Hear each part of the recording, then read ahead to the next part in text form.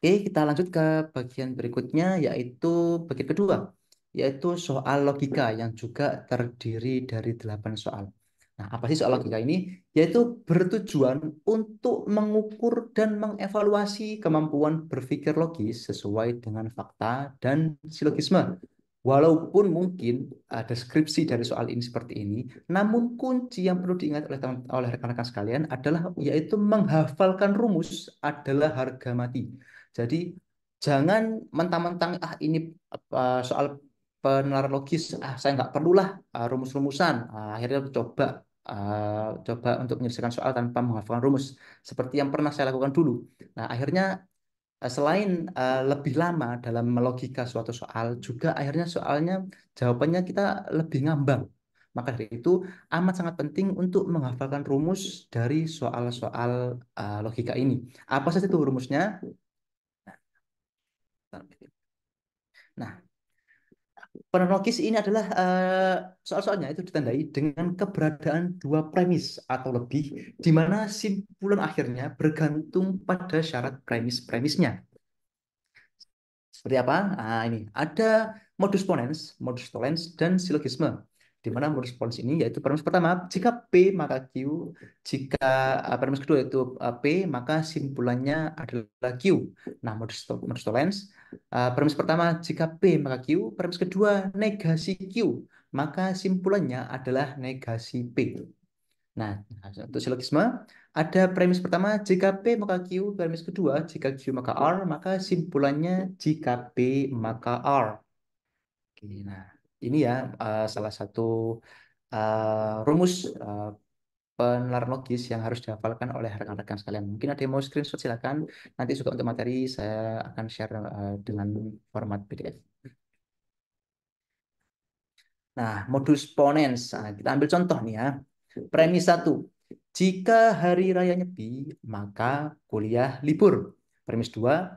Besok hari raya Nyepi. Nah, maka bisa kita buat kembalikan ke rumus tadi. Jika P maka Q. Nah, hari raya Nyepi itu P, kuliah libur itu Q. Nah, besok hari raya Nyepi. Nah, premis keduanya besok P. Nah, maka simpulannya pasti besok kuliah libur.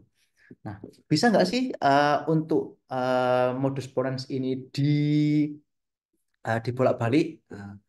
Kan bisa aja Kak. Coba kita kita bikin pengandaian. Nah, jika hari raya Nyepi, maka kuliah libur. Besok kuliah libur. Nah, apakah besok pasti hari Nyepi? Nah, belum tentu. Bisa saja. Mungkin besok ternyata hari Minggu, ya libur. Atau mungkin besok ternyata dosennya berhalangan hadir, bisa jadi. Atau mungkin kampusnya kebakaran, wah, ekstrimnya seperti itu ya. Nah, kuliahnya terpaksa libur akhirnya. Nah, jadi besok libur itu masih banyak kemungkinan-kemungkinan lainnya. Maka rumusnya jika dibalik dalam modus ponens ini, jika P maka Q, maka jika premisnya itu adalah Q, maka tidak dapat ditarik kesimpulan karena begitu banyak kemungkinan-kemungkinan lain yang dapat muncul. Oke, kemudian yang kedua yaitu modus tollens. Apa itu modus tollens? Ya, contohnya seperti tadi ya. Jika hari raya Nyepi, maka kuliah libur. Nah, premis kedua yaitu besok kuliah tidak libur. Nah, bisa dikembalikan ke rumusnya yaitu jika P maka Q, nah, maka premis keduanya kuliah tidak libur ini negasi Q, maka simpulannya dapat dipastikan negasi P. Nah, yaitu besok bukan hari raya Nyepi. Nah, apakah ini juga bisa dibalik seperti yang tadi? Nah, kita coba lagi. Jika hari raya Nyepi, maka kuliah libur. Nah, besok bukan hari raya Nyepi. Apakah besok uh, pasti masuk? Ya, belum tentu juga. Bisa jadi walaupun besok bukan hari raya Nyepi, tapi ternyata besok Minggu atau besok ada kegiatan outbound sehingga nggak kuliah. Nah, bisa saja kan. Nah, akhirnya jika hal ini dibalik, nah, jika P maka Q ini yang premis keduanya itu adalah negasi P, maka tidak dapat ditarik kesimpulan sama dengan yang tadi. Nah, kemudian bentuk silogisme. Silogisme ini adalah bentuk penalaran deduktif yang terdiri dari premis mayor, premis minor, dan simpulan. Nah, kalau kita coba ambil yang tadi ya, contoh yang tadi. Jika hari raya Nyepi, maka kuliah libur. Jika kuliah libur, maka saya pergi ke kolam renang. Nah, jika P maka Q, kemudian premis keduanya jika Q maka R. Nah, maka ini dapat langsung di ini ya, dapat langsung dicoret. Nah, maka kesimpulannya bisa langsung disimpulkan jika P maka R. Nah, kesimpulannya jika hari raya Nyepi, maka saya pergi ke kolam renang. Ini adalah hipotesa umum dari bentuk silogisme. Nah, namun, selain bentuk hipotesis, yaitu premis mayor, premis minor, dan simpulan seperti yang tadi, ternyata silogisme juga memiliki beberapa cabang, cabang rumus yang harus juga rekan-rekan hafalkan. Nah, ini atau yaitu disjungtif atau alternatifnya. Premis satu, P atau Q, premis 2 P, maka simpulannya adalah negasi Q. Bagaimana sih cara untuk memudahkannya? Nah, ini. Nah, premis yang kedua itu pasti kebalikan dari kesimpulan. Nah, jika P atau Q, lah, jika premis duanya P, maka simpulannya pasti negasi Q. Nah, bagaimana jika premis keduanya negasi P? Apa jawabannya? Mungkin bisa diketik di kolom chat. Oke, Q. Oke, yang lain?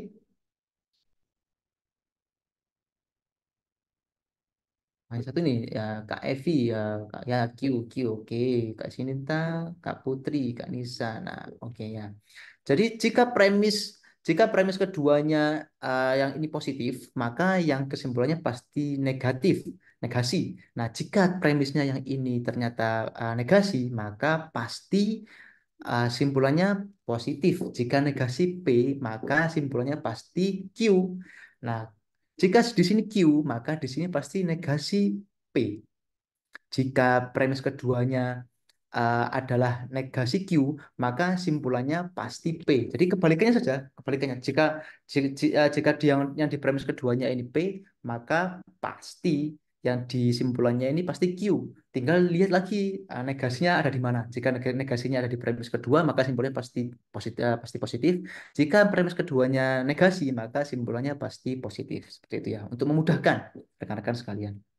Oke, nah cabang yang kedua yaitu konstruktif atau destruktif. Nah ini ada tiga premis nih rekan-rekan. Jadi premis pertama jika P maka Q, premis kedua jika R maka S. Nah premis ketiga P atau R. Nah simpulannya adalah Q atau S. Nah bagaimana sih cara untuk memudahkan? Nah ini kembali ke modus ponens dan modus tollens yang tadi. Nah jadi segini, kita ambil yang sama-sama nih ya kan. Jadi premis satu jika P maka Q. Nah premis tiganya ini ada huruf P di situ. Nah pasti simpulannya pasti Q. Nah gitu. Nah jadi yang premis pertama coba dilihat ini ya. Premis P jika P maka Q. Nah premis ketiga kan ada P di sini. Nah kita pakai modus ponens ya di sini ya. Nah jika P maka Q. Nah pasti simpulnya Q di sini lah. Simpulnya di sini Q. Nah jika kemudian yang selanjutnya premis 2 jika R maka S. Nah premis ketiganya ini R maka pasti simpulannya S. Nah begitu juga kalau seandainya nanti ini ada yang negasi atau apa langsung dikembalikan saja ke modus ponens maupun modus tollens sehingga kesimpulannya langsung bisa didapatkan. Oke, kita coba untuk masuk ke dalam soal belum belum. Ini masih ada hukum lagi silogisme. Ini cabangnya ya. Kemudian lah, selain bentuk hipotesis dan memiliki beberapa cabang bentuk, nah silogisme juga memiliki beberapa hukum. Yaitu yang pertama, setidaknya satu premis harus positif. Nah, jika salah satu premisnya positif dan premis lain negatif, maka simpulan harus negatif. Nah, jika kedua premis negatif, maka tidak dapat ditarik kesimpulan. Nah, hukum yang kedua yaitu setidaknya satu premis harus bersifat universal. Nah, jika salah satu dari kedua premis ini partikular, maka simpulannya partikular. Nah, jika keduanya partikular, maka simpulan tidak sah atau tidak dapat ditarik kesimpulan. Bagaimana contoh soalnya? Kita masuk ya ke soal. Oke. Soal. Jika penjualan koper meningkat, maka semua hotel penuh. Jika semua hotel penuh, maka besok libur kenaikan kelas. Oke, rekan-rekan silakan diketikkan jawabannya. Mungkin 10 detik atau 15 detik nih. Yuk, silakan. Oke, C. Nah, Mas Hans dari Makassar. C, C, C. Oke, C semua. Oke, oke. Apakah ada yang lain? C, oke. Oke, C, oke. Ya, 4, 3, 2, siap C masih ya. Hampir semua yang menjawab C ya. Nah, jadi kita lihat nih. Nah, jika P maka Q, maksud Koper meningkat, maka semua hotel penuh. P maka Q, maka jika semua hotel penuh, maka libur kenaikan kelas. Nah, jika Q maka R, maka jawabannya adalah jika P maka R lah. Jika penjualan koper meningkat, maka besok libur kenaikan kelas. Nah, ini rata-rata rekan-rekan sudah bisa ya, sudah hafal rumusnya ya. Oke. Nah, soal yang kedua. Apa nih? Cepat banget. Oh, maaf, maaf, maaf. Gimana, Mas Fari? Oke, mungkin mau di ini. Oke, mohon maaf ya kalau seandainya terlalu cepat, bisa dicat ya. Mungkin akan saya lebih menyesuaikan lagi. Kira-kira ada pertanyaan mungkin dari Mas Fari Satriadi? Silakan. Mungkin bisa open mic, Mas Fari Satriadi. Belum ya? Oke. Nah, jadi biar lebih cepat maka digunakan rumus Mas ya. Jadi seperti yang saya bilang tadi, penggunaan rumus itu selain memudahkan dan mempercepat dalam pengerjaan soal, juga agar tidak terlalu ngawang-ngawang lah dengan logika abstrak. Oke, soal yang kedua yaitu jika kabut asap meningkat, maka pilot membatalkan penerbangan. Jika debu semakin tebal, maka wajib memakai masker. Nah, kemudian premis yang ketiga nih, kabut asap meningkat atau debu semakin tebal. Nah, langsung nih. Oke, D, D, D, D. Oke, banyak yang D. Oke.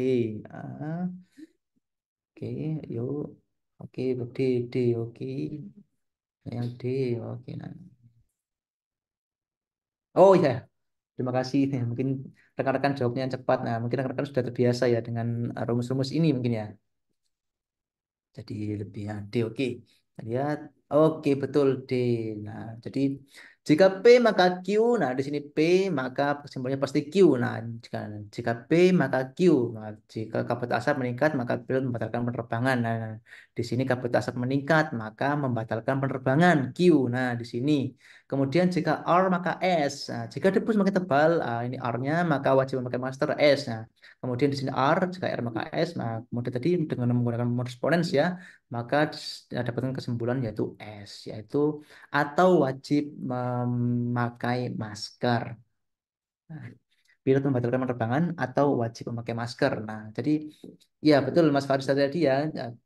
Teman-teman lain mungkin karena sudah terbiasa dengan menggunakan rumus-rumus ini ya. Makanya maka dari itu eh, saya harapkan dengan mengikuti ini, jadi Mas Fari dan rekan-rekan lain yang mungkin belum terbiasa juga sudah bisa untuk memulai menghafalkan sedikit rumus lah tentang penerapan logis ini. Karena kalau dipikir secara logika abstrak, maka akan memakan waktu yang lebih lama, juga meraba-raba, wah ini yang mana nih jawabannya ini. Karena memakai logika abstrak, maka akan lebih mudah memakai rumus.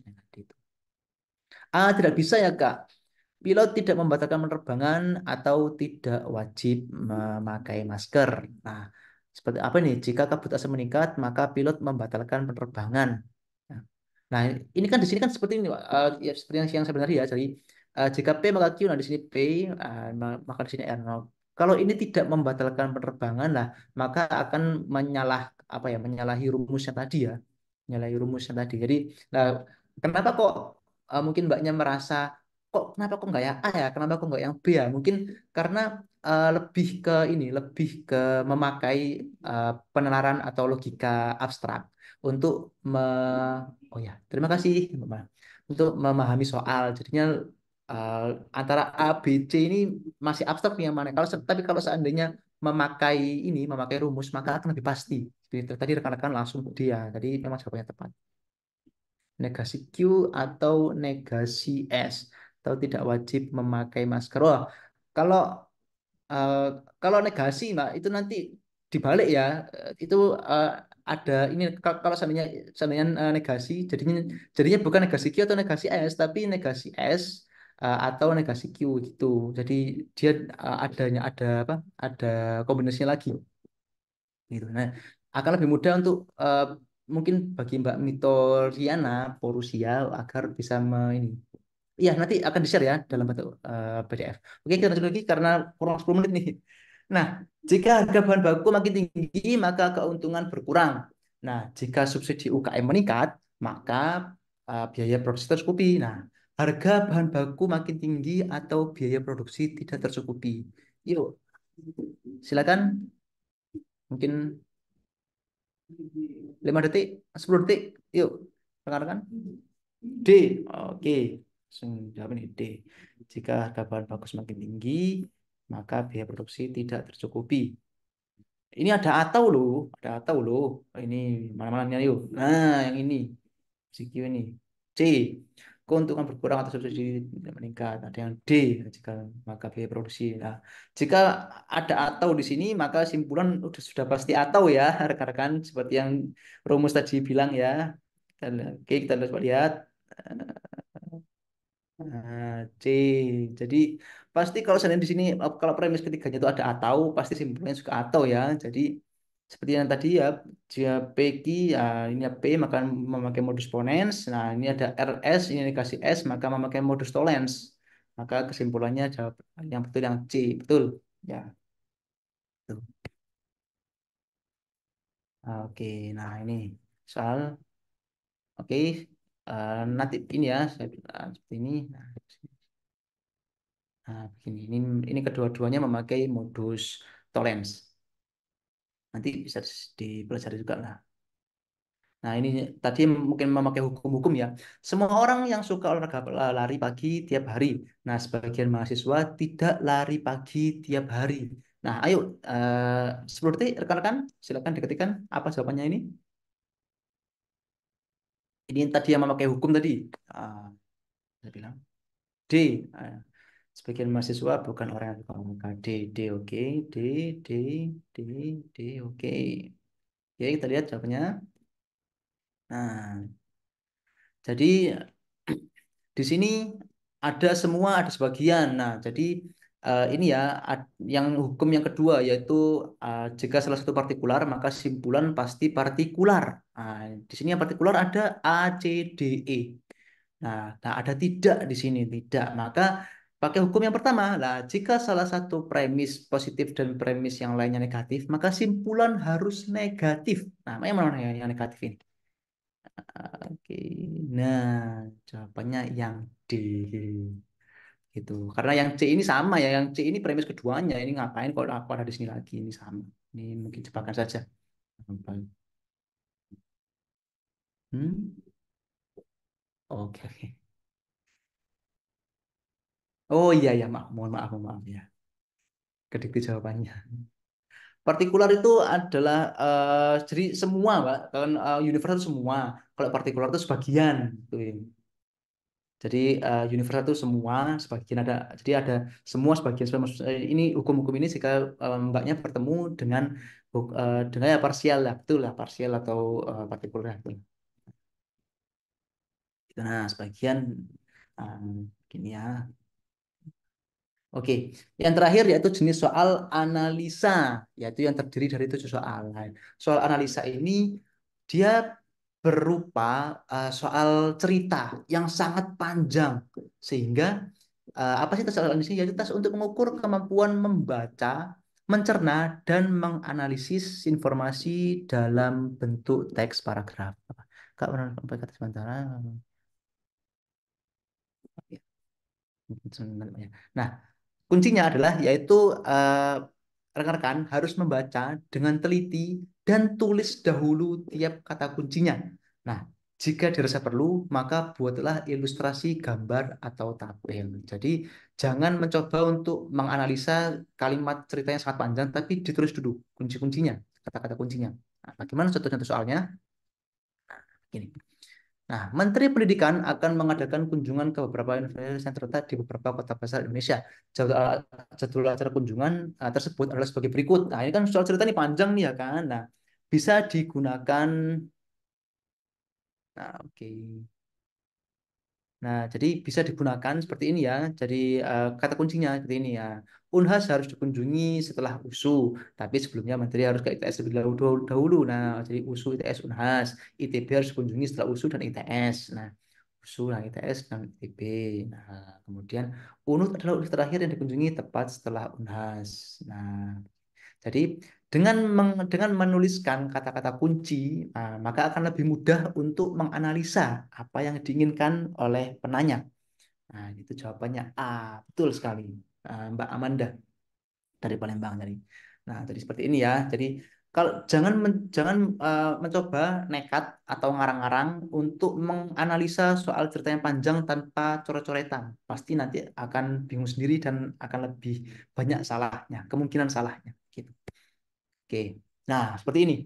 Di sebuah restoran, pegawai yang bertugas hingga tengah malam. Nah, seperti ini ya. Ini soal cerita yang panjang ini ada syarat-syaratnya nih ya kan. Karena sangat ramai tiap malam minggu seluruh pegawai harus masuk. Coki berkencan sehari setelah Denny berkencan di tiap hari Senin. Denny tidak masuk tiap hari Senin Kamis dan sebagainya begini. Nah, bagaimana caranya? Nah, langsung dibuat tabel nih, seperti saya bilang tadi. Jadi eh, apa namanya? Langsung dibuat tabel ya kalau seperti ini ya. Nah, langsung tulis nih. Eh, Nah, di sini dilihat nih. Nah, Coki berkencan sehari setelah Beni berkencan tiap hari Senin. Nah, kalau kalau Beni Senin berarti Cokinya hari Selasa nih. Kemudian Denny tidak masuk tiap hari Senin dan Kamis. Nah, kemudian Emir tiap Rabu dan Kamis harus mengurusi usaha sampingannya, otomatis nggak masuk kerja. Nah, tiap Selasa dan Jumat, Andre harus jaga toko keluarganya. Nah, karena tiap malam minggu selalu padat, maka Benny dan Coki mengambil libur di hari Minggu. Nah, pertanyaan, kalau sudah membuat tabel seperti ini atau gambar atau mungkin bagan, maka pertanyaan apapun itu akan lebih mudah dijawab. Karena biasanya juga soal-soal analisis seperti ini itu terkadang satu soal itu satu cerita itu bisa dibuat beberapa soal. Nah, jadi kalau sudah membuat tabel seperti ini, diberikan dua tiga soal dari cerita yang sama, maka akan sangat mudah untuk menjawabnya. Berdasarkan ilustrasi dasar, maka pegawai yang bertugas setiap Selasa malam adalah, nah udah kelihatan nih langsung nih, nah yang Selasa malam siapa? Langsung kelihatan. Nah, C, nah kan? Nah, langsung kelihatan Benny, Denny, dan Emir. Nah, kalaupun nanti ditanyakan nih siapa yang bertugas hari Kamis atau hari Jumat, siapa yang tidak masuk di harian ini, langsung kelihatan semua di sini. Nah, jadi agar lebih memudahkan rekan-rekan dalam menganalisa ya, menganalisa data. Jadi sekali lagi saya tekankan buat kata kuncinya, buat bagannya, jangan nekat untuk menganalisa soal cerita yang sangat panjang. Nah, seperti ini lagi. Seorang karyawan mengatur 6 ruang kerja untuk 6 staf dengan urutan nomor 1 sampai 6 dengan aturan sebagai berikut. Nah, ini ada Bu Ara sering ngerumpi, cukup bising bagi ruangan sebelahnya, kemudian Bu Cesa biasa perokok, dan minta ruang nomor 5 berjendela lebar. Pak Kodi tidak bisa bekerja karena berisik, Pak Haris ingin berkata dengan Pak Fido agar mudah berkoordinasi. Pak Luki, Pak Haris, dan Pak Kodi adalah perokok. Oh ya, terima kasih Mbak. Nah, langsung dibuat ini urutannya nggak muncul nih. Iya, kadang-kadang eh, terkadang ada yang muncul, ada yang tidak. Jadi intinya eh, bagaimanapun nanti soal yang ditanyakan, alangkah lebih mudah jika membuat kata-kata kuncinya seperti ini. Nah, langsung dibuat nih. Bu Ara, Bu Cesa, Pak Kodi, Pak Haris, Pak Fido, dan Pak Luki ada 6 di sini. Nah, langsung dibuat. Nah, kata kuncinya apa? Bu Cesa minta nomor 5, Pak Kodi nggak bisa dekat dengan Bu Ara, jadi yang yang harus paling jauh ya. Nah, Pak Haris ingin berkenalan dengan Pak Fido. Nah, kemudian LHK, Pak Luki, Pak Haris dan Pak Kodi adalah perokok. Langsung dibuat tabelnya seperti ini. Nah, kalau gini langsung mudah ini. Nah, Bu Cesa nomor 5. Nah, Bu Cesa nomor 5. Maka kalau karena Bu Cesa alergi asap rokok, maka nggak mungkin LHK di nomor 4 dan LHK di nomor 6. Nah, kemungkinannya adalah Bu Ara atau eh, Bu Ara atau Pak Fido di sebelahnya dengan nomor antara nomor 4 atau nomor 5 atau nomor 6. Tapi dilihat di sini karena F ini harus sebelahan dengan H, nggak mungkin dia di nomor 6. Nah, maka ini pasti A. Nah, maka F pasti di sini karena nah, sebelahnya Pak Vido, Pak Haris, nah langsung kelihatan. Nah, dilihat dari yang nomor ini, ini jawabannya Pak Kodi, mohon maaf. Bukan Bu Ara ya. Bu Ara sudah di sini. Nah, ya. Ruangan yang paling jauh dengan Pak Vido. Nah, ini Pak Vidonya cuma satu ruangan dengan Bu Ara. Yang paling jauh ya pasti ini Pak Kodi ya. Eh, yang terpisah terpisah dua ruangan. Nah, seperti itu. Jadi akan lebih memudahkan rekan-rekan untuk membuat bagan tabel kata kunci seperti ini.